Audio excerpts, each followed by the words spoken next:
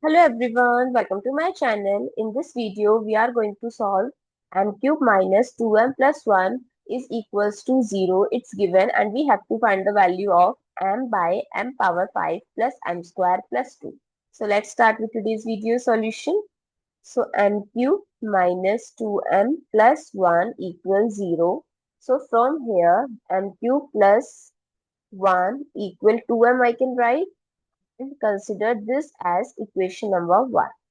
Now we have to find m by m power 5 plus m square plus 2. Now in denominator, if I'll take from first two term m square as common, so it's m cube plus 1 plus 2. So m by m square as per equation number 1. What is the value of m cube plus 1? It's 2m plus 2.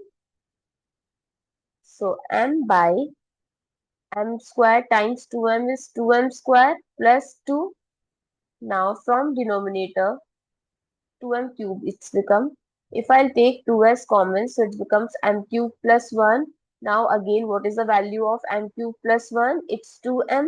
So it becomes m by 4m. So we can cancel out the m with m. So what is the value? 1 by 4.